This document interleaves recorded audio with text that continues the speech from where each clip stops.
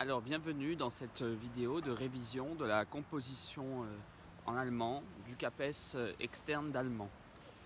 Je vais simplement faire des rappels méthodologiques pour savoir ce que le jury attend pour mieux le comprendre et éviter de perdre des points là où il est facile d'en gagner. Alors vous allez avoir 3 textes qui vont tomber sur des choses diverses et variées par rapport aux axes du lycée ou bien aux notions du collège. Le lycée a toujours plus de chances de tomber que le collège. Et vous allez devoir élaborer une réflexion, une discussion à propos de ces 3 documents. Il est à savoir que l'un des 3 documents traitera d'une des 2 œuvres au programme qui sont inscrites. Donc cette année, vous avez un ouvrage du Reklam Kaiserreich und Erster Weltkrieg et vous avez les sämtliche Gedichte de Sarah Kirsch. Sachant que les poèmes de Sarah Kirsch ne sont pas tombés à l'agrégation externe ni à l'agrégation interne et sachant que l'histoire est tombée l'année dernière, mes pronostics vont plutôt sur Sarah Kirsch quand même pour cette année, pour dans une semaine. Alors que faut-il faire? L'introduction est évidemment le point le plus important de cette réflexion. Vous devez, c'est l'introduction qui montre votre compréhension du sujet, votre intelligence du sujet, dirais-je. Donc, faites apparaître une accroche. L'accroche, moi, je vous conseille de la trouver en dernier dans le brouillon, puisque le brouillon va vous faire réfléchir sur le sujet lui-même. Vous allez vous demander si le sujet va plutôt de ce côté-là ou de celui-ci, etc. Et c'est à la fin, une fois que vous avez l'ensemble de vos idées, qu'il sera facile de trouver une accroche pertinente. Donc une accroche, ça peut être une date, 18 janvier 1871, unification de l'Allemagne, 9 novembre 1989, chute du mur de Berlin. Ou bien ça peut être une œuvre, Der Wanderer über dem Nebelmeer de Caspar David Friedrich, sorti en 1818, peint en 1818, dirais-je, pour évoquer le romantisme allemand aux antipodes de l'industrialisation qui pourrait tomber dans le cadre d'innovation scientifique et responsabilité, par exemple, axe qu'on voit dans le programme de première terminale. Vous voyez? Donc ce genre d'œuvres d'art, des citations, éviter les truismes et les choses qu'on trouve partout, du type Deutschland, das Land der Denker und Dichter, schon immer wurden die Deutschland... Non, ça, il faut éviter absolument.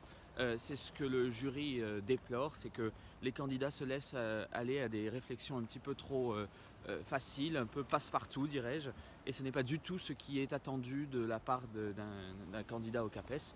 On veut des références originales. Donc tout ça, ce n'est que l'accroche.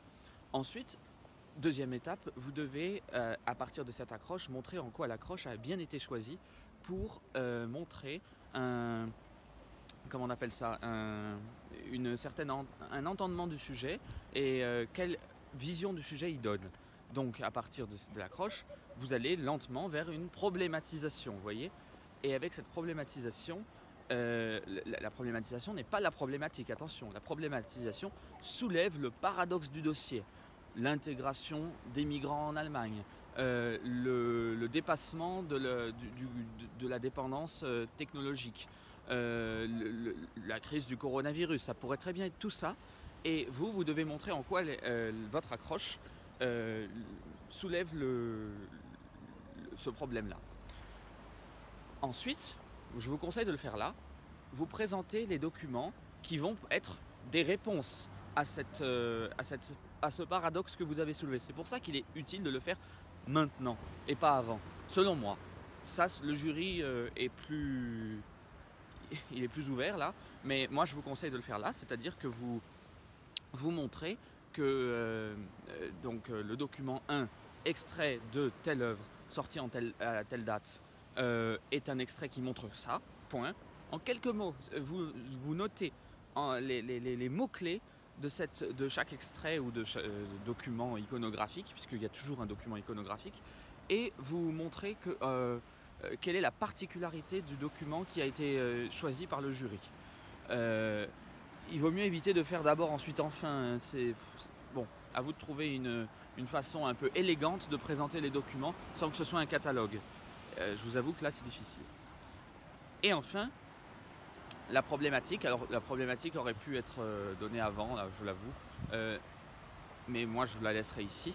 La problématique qui commence toujours par invifern et pas un autre mot, invivite éventuellement, jusqu'où, mais invifern dans quelle mesure, en quoi, ce sont des problématiques, des mots interrogatifs qui amènent une réflexion. Si vous mettez une question soi-disant ouverte, donc ist es gut, das und das zu machen, bah, on peut répondre oui c'est bien, et non c'est pas bien. Donc ce serait une réponse fermée finalement. Si vous répondez was ist die Rolle, je sais pas quoi, bah, die Rolle c'est 1, 2, 3. Vous allez arriver dans l'écueil du catalogue, de l'exposé, et nous on attend une véritable discussion. Donc les mots interrogatifs qui amènent la discussion sont invifern, invivite pour moi. Et je vous conseille, peut-être qu'il en existe d'autres, mais je vous conseille de ne pas vous aventurer dans autre chose que ces mots interrogatifs. La problématique, passez-y du temps au brouillon. C'est très très important, c'est ce qui va vous donner votre note en fait. Donc moi, si j'étais vous, je passerais peut-être entre un quart d'heure et une demi-heure sur les 5 heures qui vont vous être allouées pour réfléchir à comment bien formuler. Moi, ce que je fais, mais cette méthode ne peut pas aider tout le monde bien sûr, c'est je vois les mots qui sont importants par rapport au sujet, Integration, Kontrolle, Überwindung, ambivalence, c'est toujours bien de présenter les choses avec ambivalence.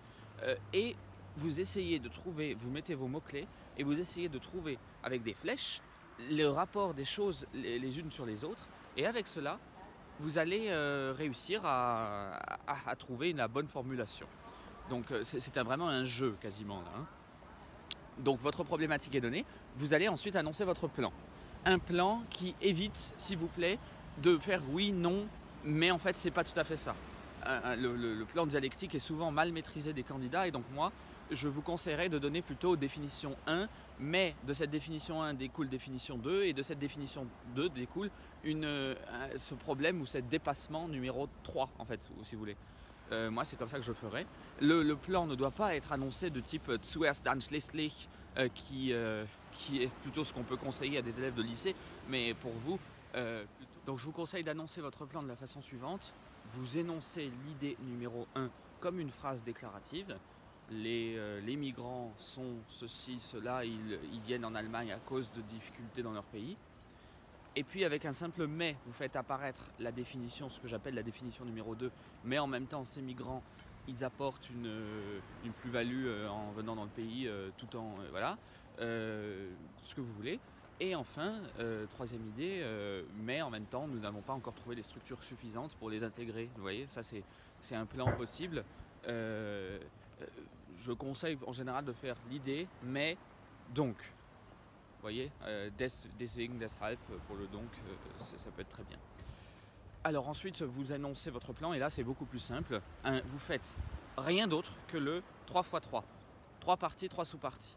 Pourquoi ? Parce que le jury est quand même ce qu'il est, donc il n'est pas habitué à autre chose, et si vous allez dans le fantaisiste, on va penser que vous n'êtes pas structuré. Le but c'est de montrer au jury que vous êtes structuré. Donc c'est pour ça que vous allez faire ce plan 3x3, 3 parties, 3 sous-parties, et avec des sous-parties si possible égales en quantité. C'est important. Chaque partie, pas chaque sous-partie, mais chaque partie doit, si possible, parler des 3 documents. Donc on attend là des mini-commentaires. Donc faites apparaître tel ou tel procédé littéraire de tel document en montrant ce que cela signifie pour le reste du devoir, quelle est l'utilité de ce que vous dites. Faites apparaître également comment on appelle ça, une analyse iconographique en montrant ce que tel ou tel procédé, cette fois-ci pictural, fait apparaître. Tout ceci toujours dans le cadre d'une démonstration stricte et logique. Rien ne doit être dit au hasard, rien ne doit être donné comme ça juste pour montrer qu'on le sait. Tout doit servir une argumentation rigoureuse. Et donc, même si vous avez moins de choses à dire, dites-en moins, mais dites bien et dans un but précis. C'est comme ça qu'on réussit le CAPES. Il faut absolument que vous montriez au jury que vous savez de quoi vous parlez et pourquoi vous dites les choses. Et donc, c'est en faisant ça que vous allez réussir à montrer que vous avez mené à bien une démonstration. C'est ça le plus important, la démonstration. Et donc, les figures de style, il vaut bien mieux éviter de les nommer si ça ne sert aucune argumentation. Je ne sais pas si c'est clair, mais ça, tellement de candidats ne le comprennent pas qu'il vaut mieux le répéter plusieurs fois pour que ça rentre dans la tête. Donc ça, c'est dit. La conclusion, là-dessus, il n'y a pas de difficulté. Vous répondez à la question et vous ouvrez. Les idées d'ouverture, vous les avez en général pendant que vous rédigez, pendant que vous faites le brouillon. Si vous avez une idée qui ne s'inscrit pas tout à fait dans votre dissertation générale, eh bien, vous pouvez la noter dans votre plan. J'attire votre attention sur le fait qu'il vaut bien mieux garder une bonne demi-heure pour relire et enlever les erreurs. Je ne dis pas que vous ne savez pas écrire allemand, c'est comme ça, on oublie des mots, on oublie des lettres, même si ce ne sont pas des difficultés orthographiques, on peut parfois les oublier et donc ça peut être vraiment problématique pour vous et c'est ce que le jury ne cesse de déplorer, c'est qu'une précipitation des candidats, donc je vous conseille vraiment de relire, c'est vital. Pour la gestion du temps, je vous conseille de passer quelque chose entre 45 minutes et 1 heure sur le brouillon, élaboration du plan, lecture du sujet, lecture de documents, voilà. Environ 15 minutes de rédaction par sous-partie, donc ça fait 11 sous-parties, ça fait donc 165 minutes, je crois, hein. Donc à vous de voir, ça fait un peu plus de... ça fait presque 3 heures, hein, un peu moins de 3 heures. Donc essayez d'aller rapidement pour vous laisser au moins 1 heure pour la question complémentaire qui vaut 1/4 de la note. Donc c'est très très important que vous puissiez aller dans que vous puissiez traiter cette question sans être pressé parce qu'elle peut vous rapporter beaucoup de points. Je vous le dis dans une vidéo suivante, la méthode de cette question complémentaire.